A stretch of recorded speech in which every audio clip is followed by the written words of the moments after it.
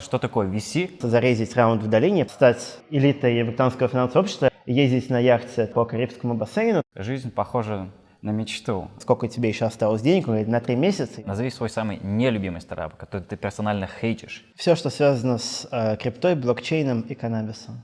А во сколько ты планируешь выйти на пенсию? 36. Есть ли российские венчуры? Российский венчур есть, все будет расти, перспективы есть, но...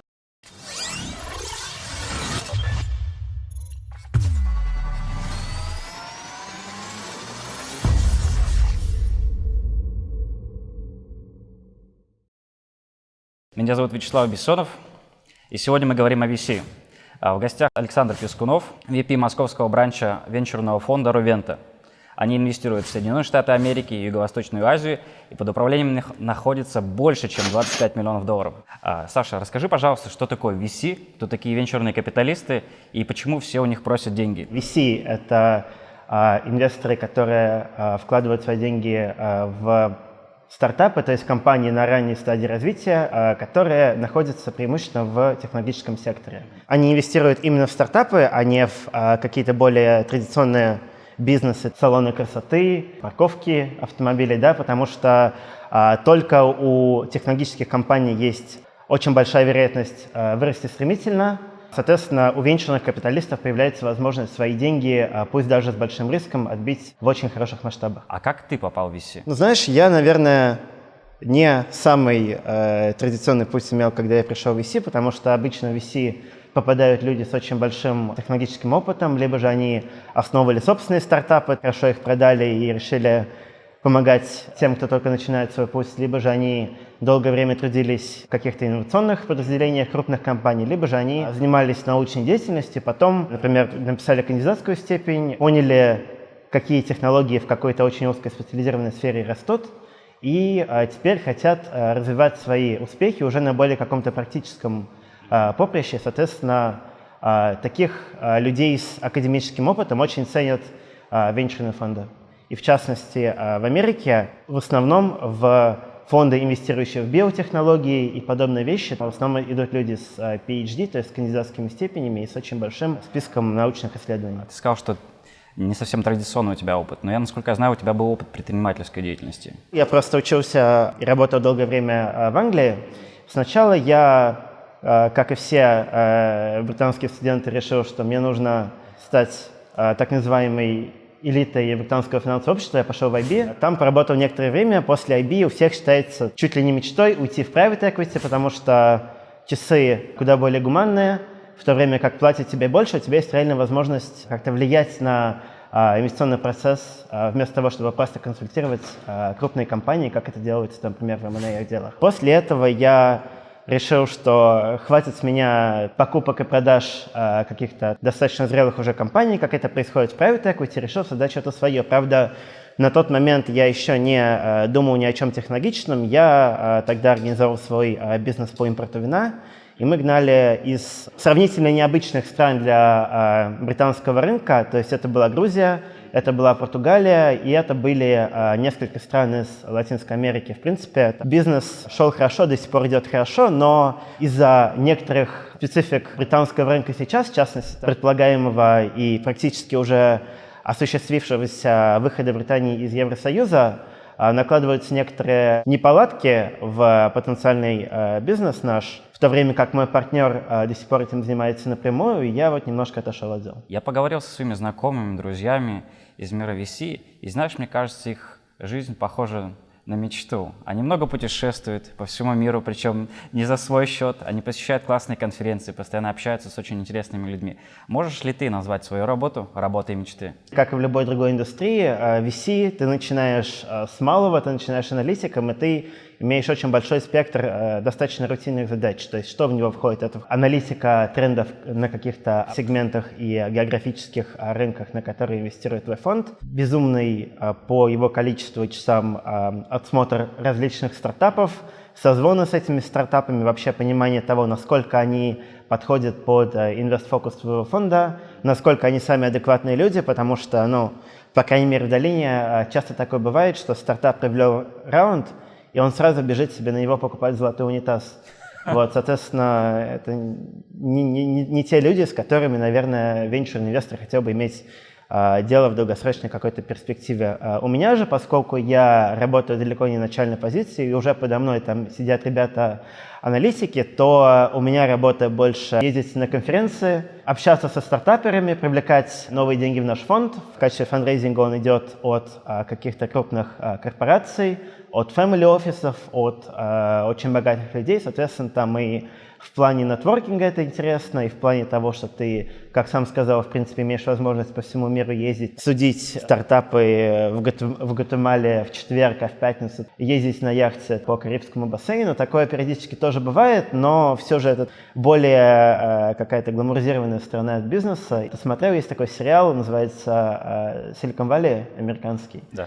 Вот, там, правда, все с точки зрения стартапа, и там венчурные инвесторы не самыми адекватными ребятами представлены, но все же там достаточно интересно описано с точки зрения их тоже. Да, есть рутина, есть и там какие-то интересные вещи, но, как и в любой другой работе, наверное, все это перемежается между собой. Слушай, а насколько близок этот сериал вообще к реальной жизни? Я знаю, что ты большую часть времени проводишь именно в Калифорнии. Врут или не врут? В плане, там, не знаю, тусовок, в плане того, как привлекаются раунды. Золотые унитазы. Золотые унитазы бывают. Бывают те люди, с которыми ты общаешься, и ты понимаешь, что несмотря ни на какую крутость их идеи, и несмотря на то, там, сколько лет они провели там, в Тесле, в MIT и помогали голодающим детям в той же Уганде, они практически не имеют шанса зарезить раунд в долине просто потому, что у них очень плохой акцент, да, просто их не понимают. Да, такое тоже бывает, но зачастую эти люди из, опять же, Юго-Восточной Азии, из Индии, из Китая, да, то есть у них в последние годы появилась возможность рейзить очень хорошие раунды у себя на родине тоже, особенно в Китае, потому что сейчас там рынок сильно перегрет, и там просто за какую-то уникальную идею и более-менее релевантный опыт самого фаундера там буквально закидывают деньгами, если эта идея находится в секторе, который сейчас растет. Потому что китайцы, они очень патриотичны, и они хотят, так сказать, поддерживать отечественного производителя. Еще одним эффектом подобной тенденции является то, что там очень много патентов закрывается на совершенно разные темы. Например, есть ложка для ботинка, да, они взяли, запатентовали вилку для ботинка, да, то есть понятно, что эта идея совершенно бесполезная, понятно, что там она продлеваться там в дальнейшем в том же Китае, уж тем более на международном рынке не будет, но поскольку у них эти патенты открывать достаточно дешево, и даже если есть что-то на американском рынке, все равно китаец может у себя на родине запатентовать и продавать уже там внутри страны. Поэтому все возможно. Предположим, у меня есть шикарнейшая идея. Я прихожу, но у меня ужасный акцент. Получится у меня зарейзить или нет? Ну, ты, то есть стартапер, да, ты имеешь в виду? Да, я стартапер, я приезжаю в Калифорнию и иду рейзить. Все зависит от того вообще, какие у тебя связи, да, ты был ли ты там раньше в каких-то инкубационных, акселерационных программах, кого ты знаешь там в плане бизнес-ангелов каких-то, потому что они инвестируют на самом начале, дают достаточно маленькие деньги и взамен берут небольшую долю, но при этом то, что они делают в плане smart money, да, то есть умных денег, они знакомят тебя с кем надо, они помогают тебе какую-то свою экспертизу, наработанную там десятилетиями в какой-то конкретной индустрии, привлечь на конкретный твой стартап. И если ты там русский стартапер с ужасным акцентом, то зачастую бывает так, что в тебя могут проинвестировать там те же российские фонды, которые в последнее время очень активно стали смотреть из рубеж тоже. Причем даже достаточно крупные ребята, которые просто из-за нескольких тенденций российского рынка не видят его настолько перспективным, как Европу, а уж тем более Америку. В принципе, там в последнее время и стартаперы стараются тоже там первые деньги рейзить. И на Западе тоже. А на что смотрят больше? На идею или на команду, на человека, на личность? Я бы сказал, что и на идею, и на личность смотрят достаточно одинаково, да, но на них смотрят больше, наверное, на ранних стадиях, потому что на ранних стадиях сам стартап, он еще не достиг финансовых показателей, не привлек достаточного количества клиентов, у него, может быть, недоработан продукт, у него не разработана там какая-то стратегия выхода на международные рынки, если есть локальное присутствие. В принципе, там в плане финансов смотреть не на что, да, и поэтому смотрят больше на какие-то там качественные, не количественные показатели, в то время как там стартап уже вырос, хочет рейзить, например, раунд A, то есть Series A, да, и тогда уже смотрят и на юнит-экономику какую-то, и на финансовую отчетность. но при этом даже на ранних стадиях все равно есть финансовые показатели, на которые ты можешь смотреть. Например, это, возвращаясь к теме золотых унитазов, это burn rate, да, скорость, с которой твой стартап сжигает деньги. Считается хорошим, если на пассивной стадии, когда стартап хочет рейзить раунд A, то у него должен остаться burn rate, вернее, runway, то есть сколько месяцев осталось до того момента, пока стартап полностью прогорел, месяцев, там, не знаю, от 15 до 18, да, потому что если там стартап приходит инвестор, у него спрашивают, сколько тебе еще осталось денег, он говорит, на 3 месяца, и вот с очень большой вероятностью просто посылают, просто потому что, ну, даже если договор об инвестициях был заключен, то все равно некоторое время проходит, прежде чем деньги приходят на стартаперский счет. Соответственно, не хотелось бы, чтобы за это время там стартапер прогорел, а хотелось бы, чтобы он продолжал развиваться там в усиленных масштабах. Говоря об идеях, ты говорил, что ты работал с очень многими стартапами, тебе приходилось осматривать очень много стартапов. Какие самые бредовые идеи за твою карьеру тебе встречались? Когда ты отсматриваешь стартапы, то они приходят тебе из совершенно разных источников, да, и у каждого источника есть там своя степень доверия и вообще там качество среднего уровня стартапов, которые приходят тебе через этот источник. Например, там считается, что самым лучшим источником является там нетворк партнеров фонда, просто потому что там это уже люди проверенные, которые там рекомендуют какой-то конкретный стартап, они говна не посоветуют, иначе просто на кону стоит их репутация. Плюс стартапы, которые иногда могут прислать тебе какие-то дружественные фонды. Почему они это делают? Потому что зачастую бывает так, что стартапер не знает конкретно, что ему нужно помимо денег, а у венчурных фондов, наоборот, у них основной value — это не деньги, это там их экспертиза, это connections, это там возможность помочь там с выходом на рынки какие-то и все такое. Соответственно, бывает так, что стартапер там стучится кому ни попадя и не проходит на инвестиционный фокус фонда, к которому он обратился. И, соответственно, этому фонду проще отфутболить этот стартап какому-то дружественному фонду, который, возможно, в это более инвестирует. И взамен, во-первых, налаживаются дружественные отношения с этим фондом, во-вторых, возможно, что-то будет reciprocal, да, то есть тот же фонд может что-то дать более полезное этому. Это источник чуть менее полезен. Еще менее полезный источник — это конференции, выставки. Они бывают разные, бывают очень крупные, там уровня CES или там, не знаю, TechCrunch.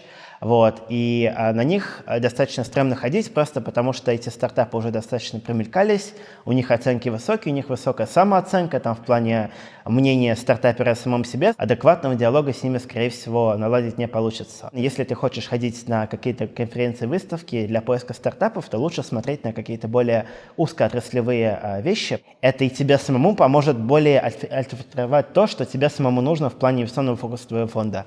Самые трешовые стартапы в основном приходят через email, там случится кто ни попадя. Самых бредовых бельгийский картофель в кульке, который в свое время присылал уникальную идею инвестиций не только нам, но и половине венчурных фондов в России. И при этом он указал фонд такой-то, фонд такой-то, фонд такой-то, фонд такой-то, и там длинный список, и он даже не указал там BCC. Добавил всех в копию. Добавил всех в копию и отослал. Из еще бредовых проектов был портативный ядерный реактор в чемоданчике, который какой-то. Еще один был квантовый телепортатор на Марс, криптобордель на блокчейне, стартап, который позволял лица порно-актеров в роликах менять на лица твоих друзей и знакомых. Было много, на самом деле, подобных проектов, но, как правило, там все бредовые проекты, они были как-то или иначе связаны с криптой и блокчейном. Просто потому, что сейчас это хайпово, и все хотят на этом срубить бабла. Александр Галицкий в недавнем интервью сказал, что он принципиально не любит работать с русскими богатыми людьми, поскольку они не выполняют свои обязательства и предпочитает западных институциональных. Что ты считаешь об этом? С кем вы предпочитаете работать? Мы с россиянами не работаем априори, потому что мы на Россию не смотрим, у нас нет российских LP, у нас здесь номинальное какое-то там присутствие, и, соответственно, здесь нечего делать, и когда мы там общаемся с такими ребятами, это просто чисто ради нетворка. Если возвращаться к твоему вопросу, то с богатыми российскими людьми трудно иметь дело, потому что там у определенного количества из них, у их денег есть корни там в российском государстве, да, а с российским государством западные стартапы, западные инвесторы, вообще там весь эстаблишмент не очень хочет иметь дело в последнее время. Поэтому зачастую бывает так, когда какой-то русский стартап, допустим, да, изначально там, например, пассивный раунд привлек здесь там от какого-то около государственного фонда, каких здесь достаточно много, и потом пытался там Series A зарейзить, даже если не в Долине, то в Лондоне в каком-то, ему, скорее всего, просто очень сильно зарубит оценку, если вообще с ним будут иметь дело, просто потому что сейчас это не кошерно, и у определенного количества российских богатых людей, там они в каких-то списках, и вообще непонятно, как это все будет продолжаться, да. При этом, если этот богатый человек, он, допустим, LP фонда, да, то есть тот, который дает в него деньги, то это не всегда является проблемой, просто потому что, у LP нет возможности влиять на инвестиционный процесс, и несмотря на то, что когда стартап рейзит у фонда, то фонд обязан раскрывать своих LP, в этом случае это уже не всегда проблема. То есть на самом деле это очень сильно зависит, но в принципе я бы согласился с господином Галицким, да. То есть русские корни являются токсичными? Я бы не сказал, потому что в той же долине есть много успешных русских стартаперов, на них не смотрят как русских, да, на них оценивают там в качестве их каких-то заслуг, в качестве их опыта, в качестве того, насколько прорывны у них технологии. Таких компаний достаточно много, там и они в Европе рейзят, и на Западе, плюс есть инвесторы, которые открывают там собственные фонды какие-то, да, и в Нью-Йорке, и в долине, и в принципе там живут себе хорошо, инвестируют в западные стартапы, и их никто за это не хулит, и в принципе не за что. А я знаю, что у двоих из ваших партнеров русские фамилии и русские корни. Не мешает ли вам вести бизнес в США? А почему мешает? У нас фонд не российский, у нас нет российских денег, у нас нет российского присутствия. Зачем? Как это будет мешать? Мы с русскими вообще дела не имеем, в русские стартапы не инвестируем. Но вы же сами русские. Ну и что? То есть это не мешает? Не мешает. То есть если вы отрицаете свою связь с российским государством, то вы можете работать? Мы не отрицаем связь с российским государством, мы не имеем связи с российским государством. Это разные вещи. Сложилось такое впечатление, что мир VC — это один большой нетворкинг. Чем больше людей ты знаешь, тем лучше. Так ли это? Так это и есть, но на самом деле так же и в каждой индустрии, наверное, да, то есть чем выше ты становишься, тем меньше, опять же, у тебя рутины, тем больше у тебя работа, связана с публичной деятельностью, с общением с людьми. В мире VC точно так же. Если возвращаться к теме smart money, да, то есть умных денег, то есть каждый фонд старается выделиться не тем, какие у него крупные капиталы, сколько он может вбухать в какой-то конкретный стартап, а как он этому стартапу может помочь вырасти. Это может заключаться в том, что он законнектит с кем надо, это может заключаться в том, что он на какие-то определенные рынки ему поможет вырасти, привлечь последующие инвестиции от каких-то более крупных фондов, наладить какое-то производство, помочь со стратегией и всем таким. Чем больше людей ты знаешь, тем больше экспертизы этих людей ты можешь привлечь, во-первых, для помощи твоим портфельным компаниям, а во-вторых, в отборе этих самых портфельных компаний еще на стадии инвестиций, то есть в качестве процесса due diligence, да, то есть топовые американские фонды, они, как правило, в качестве due diligence экспертов привлекают светил науки, каких-то крупных академиков, людей из индустрии, просто потому что у этих фондов есть возможность дать им хороший чек, даже за какие-то минимальные усилия. Плюс у этих людей есть реальная возможность из 50-60 стартапов в плане технологий показать тот один, который через очень большой срок горизонт планирования реально выстрелит, потому что венчурная индустрия, они инвестируют на ранней стадии, соответственно, горизонты планирования это от 3 до 7 лет, в зависимости от стадии фонда, да, и, соответственно, очень трудно предугадать вообще, когда и будет ли вообще какой-то из него нормальный выход из этого стартапа. Соответственно, чем больше людей ты привлек в качестве своего нетворкинга, которые смогли тебе дать понимание, экспертизу в плане выбора стартапов, в плане работы с ними и их продвижения на рынках, тем лучше ты как венчурный инвестор. Ты упоминал такой термин, как smart money. На американском рынке, предположим, я вижу, как это работает. Работает ли это на российском рынке? Есть ли такое понятие, как smart money именно в России? Индустрия — это одна и та же. Там понятно, что Россия — это очень-очень сильно уменьшенная версия американского венчурного рынка, плюс здесь есть несколько тенденций, которые его очень сильно отличают не в лучшую сторону, но в плане того, как построены все инвестиционные процессы, в плане того, какие положения принимаются в ходе подписания термсчета, да, то есть основного списка положения сделки, это, в принципе, там достаточно похоже. Вот, как и в плане smart money, да, то есть здесь фонды стараются давать примерно те же самые вещи, но зачастую это им просто делать труднее, просто потому что, ну, амбициозный и успешный стартапер, он все-таки хочет развиваться не в России и даже не в СНГ, а за рубежом. И, соответственно, там у некоторых российских фондов, у которых нет присутствия за рубежом, у них просто появляется затруднение, когда речь заходит о даче smart money на каких-то зарубежных рынках. Именно поэтому топовые российские фонды, они стараются офисы открывать за рубежом, инвестировать в основном в зарубежные стартапы и все такое. Как ты оцениваешь перспективность именно российского рынка? Согласно последним исследованиям, считается, что российский рынок недооценен, что и делает его привлекательным для инвесторов. А это согласно каким исследованиям? IT Capital. Они посчитали мультипликаторы, и они в 4 раза ниже нормы, и считается, что это хорошо для инвесторов. Хорошо, недооценен почему? То есть здесь есть стартапы, которые имеют возможность вырасти, здесь есть много денег. По каким причинам ты считаешь, что он недооценен, если ты вот приводишь исследование IT Capital? Ну, они посчитали мультипликаторы EBITDA и EV. Те стартапы, у которых хорошая EBITDA, у которых хороший мультипликатор, это те стартапы, которые хорошо растут за рубежом. Просто потому, что в России сравнительно рынок маленький, да, и есть те компании, которые локально выстреливают, даже есть те компании, которые там после этого имеют возможность масштабироваться хорошо, но таких компаний достаточно мало, вот, тем более, что в основном на российском рынке тенденции в плане там роста определенных секторов, они достаточно другие, да, то есть здесь в России хорошо идут маркетплейсы, всякие ритейл-технологии, до сих пор идут хорошо там финтех, да, до сих пор идут каршеринги всякие, там активно развиваются, там скоро этого уже, наверное, не будет такого бурного роста. В то время как в Америке подобные вещи, они уже отгремели там год-полтора назад, сейчас там хорошо идет биотех, сейчас там хорошо идет там AR, да, то есть alternative reality, там идут какие-то более индустриальные какие-то технологии, да, то есть есть какое-то отставание в плане сегментов роста, и это является одной из проблем российского рынка, да. В чем эта проблема? В том, что когда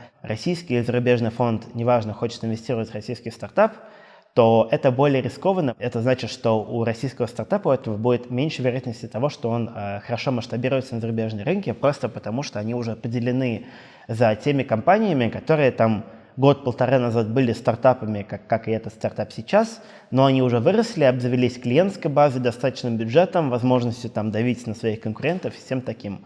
Соответственно, просто трудно будет конкурировать, соответственно, там венчурному фонду будет трудно из него сделать успешный выход, потому что этот стартап с меньшей вероятностью выстрелит.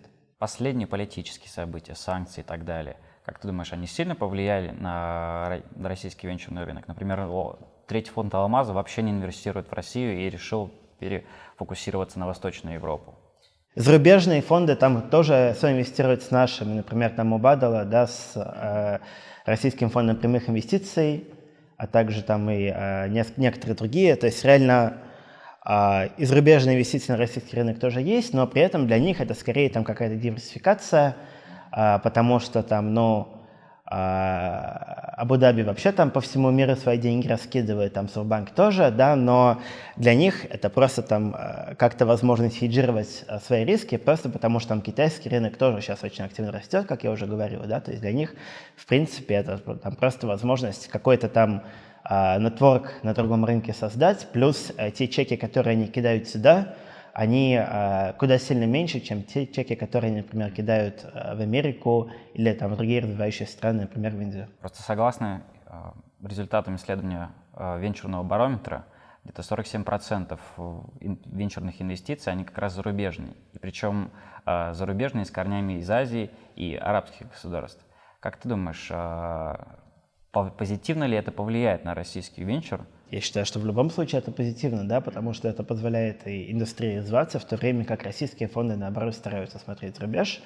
Но есть еще такая тенденция, что там западные фонды, европейские, американские, они, как правило, в Россию не инвестируют просто потому, что это харам, да, то есть у них это там, если не запрещено там на каком-то уровне, то это просто очень сильно осуждается, и те, кто инвестирует, их там преследуют всякие проверки и все такое, просто потому что близость к госденьгам, близость к той экосистеме, которая им непонятна, и, соответственно, они предпочитают для себя куда более стабильные в плане политики развивающиеся рынки, опять та же Индия, тот же Китай, вот.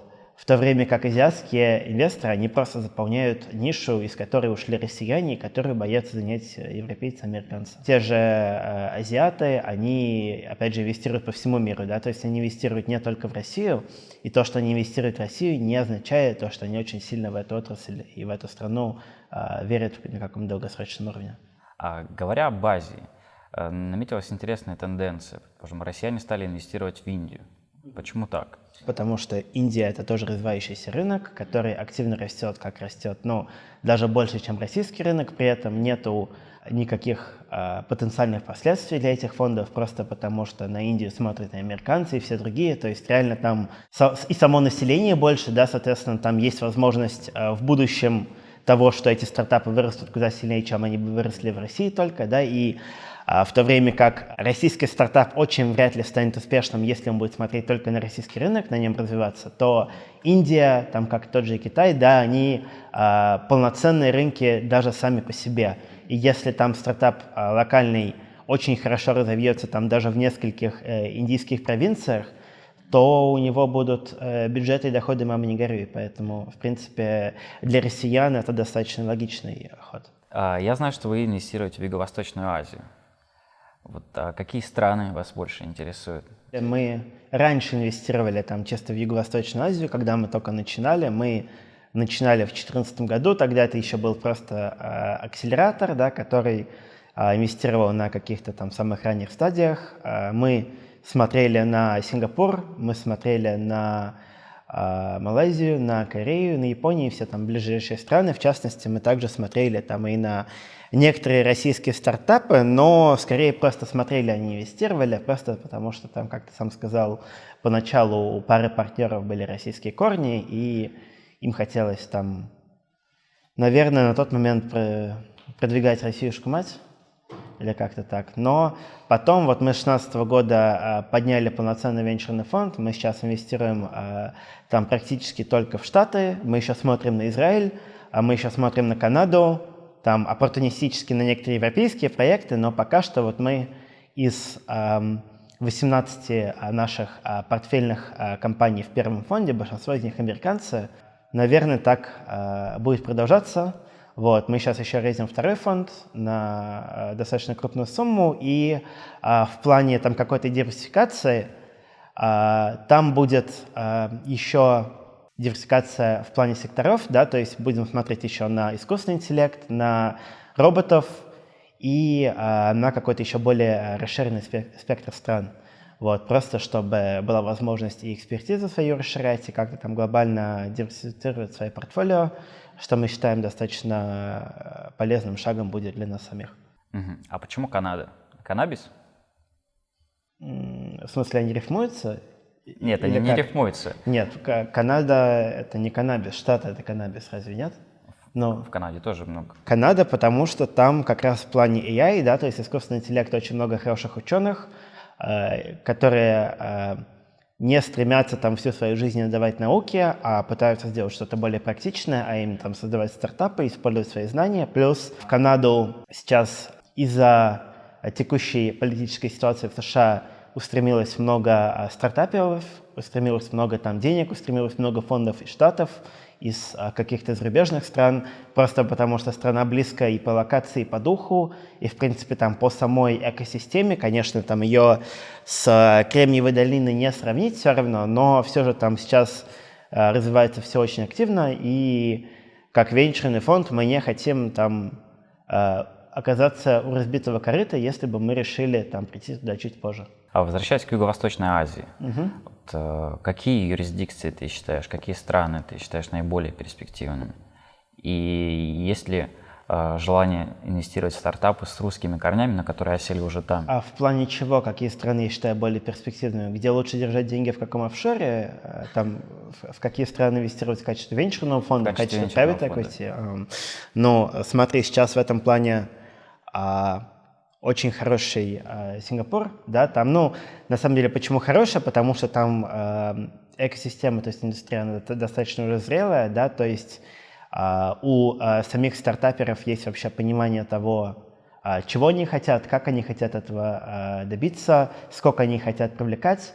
Вот, в то время как в какой-нибудь там Корее там идет со стороны государства очень хорошая поддержка, то есть там зачастую они просто готовы матчить деньги венчурных фондов, которые инвестируют там чисто в корейские стартапы, там, не знаю, 2 к 1 или как минимум 1 к 1, вот, что зачастую облегчает инвестиционную деятельность, но в качестве самого перспективного рынка в Азии это, конечно, Китай. Вот, просто потому что там, сейчас идет очень бурный рост, сейчас идут активно развиваются те стартапы, которые там даже в Штатах сейчас не на таком уровне развития, в плане, опять же, искусственного интеллекта, в плане там quantum computing какого-то, да, то есть квантовые технологии. Единственное, что там, если ты венчурный фонд, и ты хочешь там нормально зайти по оценке в китайские стартапы, то тебе просто обязательно нужно иметь кого-то местного, да, в качестве там как минимум партнеров, вот, либо же, если уж там, если совсем плохо, то как минимум тех людей, которые там тебя рекомендуют этому стартаперу, просто потому что иначе там они белых за своих не считают, они их пытаются там всячески обмануть или как минимум там просто завысить им оценку, что для венчурного фонда не так хорошо, потому что увеличиваются риски и, соответственно, уменьшается потенциальный выхлоп через определенный промежуток времени. Но в целом западному фонду реально зайти на китайский рынок. Реально зайти на китайский рынок, тем более, что там есть китайские фонды, там, да, тот же SoftBank, который пытается активно там инвестировать, не пытается активно инвестировать там в Америке, в других странах, так и крупные американские фонды, да, там тоже Sequoia, Andreessen Horowitz, они инвестируют и в развивающиеся страны тоже, в частности, в Китае. И возвращаясь к моему другому вопросу. Предположим, стартап с русскими корнями, но который осел в Юго-Восточной Азии и работает на этот рынок. Рассмотрите ли вы его для инвестирования? Чисто русские фамилии нас не пугают, но русские корни — это же там понятие растяжимое, да, там, может быть, там чисто сам фаундер сидит там в каком-нибудь Китае, а команда у него там сидит в Москве или уж там, не знаю, в Усть-Каменогорске каком-то, да, то есть это совершенно другое. Вот, плюс вообще зависит от того, откуда у него идет основная часть выручки, да, то есть, опять же, если это Россия, это одно, если это Азия, это другое и все такое. Плюс зачастую бывает так, что стартап с российскими корнями, фаундеры русские, они имеют большую часть своей выручки из-за рубежа, но R&D-центр, да, у них сидит, там, не знаю, в Новосибирске в каком-то, да, просто потому что много ученых, которых можно нанимать за куда меньшую зарплату, и они будут рады, и они будут иметь возможность там развиваться в той научной деятельности, в которой они хотят. В таких случаях, наверное, это не так проблематично, просто потому что там и американские стартапы, они там какие-то колл-центры или там, не знаю, производство стараются делать там в Азии в какой-то, просто потому что дешевле. То есть это непроницаемо в плане инвестиций. А зачем вам, как фонду, бранч в Москве, в России? Знаешь, у нас как такового там официально нет. Мы имеем какое-то присутствие просто потому, что у нас фонд глобальный, да, у нас есть офис в Сингапуре, у нас есть офис в Сан-Франциско, но и оттуда летать, например, по Европе или в Израиль достаточно долго, а здесь такой перевалочный пункт. Плюс здесь есть возможность куда лучше там нетворкаться из экосистемы европейской, там с россиянами тоже, которыми нам нужно. Соответственно, это просто удобно, а не потому, что мы там хотим в какой-то перспективе рассматривать Россию или мы такие особенные патриоты. Угу. То есть российским стартапам в Рувента не идти? Пусть идут, повесим на стенку очередной квантовый двигатель в чемоданчике. А говоря о состоянии VC-рынка в целом, 2018 был годом мегараундов, единорогов и так далее. И многих это немножко пугает. Говорят, что, может быть, это сигнал того, что рынок начинает перегреваться, и это будет очередным пузырем, и когда-нибудь в ближайшей перспективе он лопнет. А 17-й год не был годом мегараундов и единорогов? Был ли 16-й год? Сколько было экзитов? Есть на общем венчурном рынке те сегменты, которые сейчас хорошо растут, есть те сегменты, которые уже там немножко устоялись, и они там перешли в плане роста на какие-то там более развивающиеся страны, например, там те же каршеринги, да, они уже там в Америке привыклись, появились какие-то лидеры, сейчас там борьба идет в Индии, борьба идет в Китае, там в России, скоро там тоже примерно самое закончится. Вот, в то время как там в Штатах сейчас электровещи, то есть электросамокаты, автономные машины, летающие дроны и все такое. Рынок как таковой, он развивается достаточно нормально. Есть аутсайдеры в плане сегментов и в плане стартапов, есть и какие-то лидеры. Достаточно стандартно, как и там какой-то там фондовый рынок, да, там не всегда, когда идет рост какой-то бурный, это знак того, что там в ближайшее время будет пузырь. Не так давно Wall Street Journal выпустил статью о Palantir, загадочном стартапе, который непонятно что делает, но стоит очень много. Не является ли это свидетельством того, что многие оценки на VC-рынке завышены и необоснованно завышены? Но опять же, да, мы возвращаемся к тому же самому предыдущему вопросу, поэтому я бы не сказал, что как на VC-рынке в целом оценки завышены. Есть страны, в которых там оценки более-менее завышены, есть страны, в которых там это только развивается. Например, там российский рынок относится к второму типу, а китайский к первому. Опять же, там белым очень трудно зайти по хорошей оценке, но даже сами китайцы, они уже сами начинают понимать, что несмотря на то, как они хотят поддерживать отечественных производителей, им все же там выгоднее раскидывать как-то свои деньги, потому что вероятность того, что те большие средства, которые они кидают в китайский стартап, оправдаются как-то там в перспективе определенные, они все меньше и меньше. Просто потому что раунды растут, а в плане технологий, в плане там опыта команды тоже идет рост, но не настолько большой. Есть в определенных местах какие-то неровности, но рынок как таковой живет и процветает, и будет жить еще долгое время. Но не всегда, потому что там он же не настолько старый, да, то есть он только там в 80-х годах начал более-менее расти в долине, до этого он там еще несколько десятилетий находился в зачаточном состоянии, да, и сейчас он там в России находится примерно в этом же состоянии тоже. То есть и для российского рынка есть кисельные берега в будущем. А говоря о оценках, как их делают? Потому что сейчас появилась очередная череда единорогов, которые под оценку в миллиард и более привлекают 100 миллионов. Зачем они это делают? Раньше считалось очень круто, типа, вот мой стартап единорог, да, потом этих единорогов стало очень много, и потом появились обозначения для тех стартапов, которые там подняли 10 миллиардов, там и больше, там 30 миллиардов, но при этом все равно там для какого-то там среднего стартапера это оценка в миллиард, это все равно считается круто. Зачастую бывает так, что просто можно там поднять определенную сумму, либо же там начать рейзить в определенный момент времени в плане роста стартапа, чтобы как раз оценка была в районе миллиарда. То есть это достаточно artificial, да, то есть это можно подгадать. Вот, и это делается чисто там для потехи ради, чем для какого-то там реального обозначения того, что это стартап крут. Но, как правило, там те стартапы, которые там оцениваются в миллиард, они достаточно неплохие. То есть к ним претензий, наверное, нет.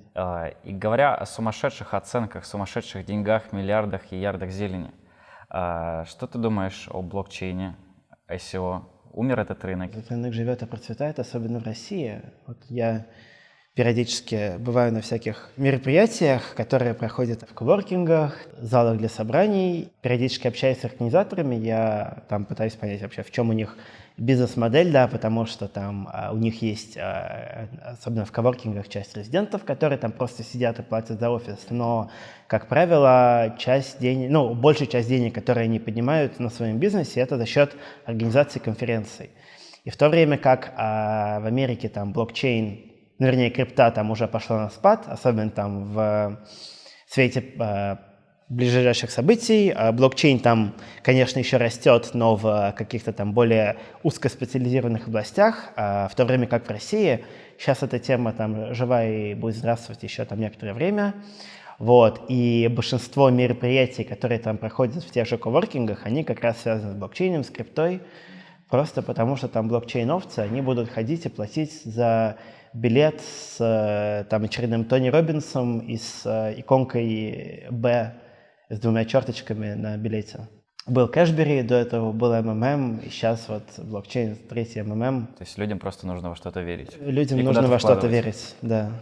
России есть там бизнес-ангелы, да, то есть те, которые инвестируют на самых ранних стадиях, они тоже в основном там инвестируют чисто ради веры, не просто потому, что они там долгое время трудились в какой-то индустрии, подняли какие-то деньги, сейчас там хотят потешить свое самолюбие, типа вот я венчурный инвестор, либо попытаться поднять российскую мать, и, соответственно, они инвестируют в стартапы, но они инвестируют без какого-либо понимания, и, соответственно, там просто прогорают.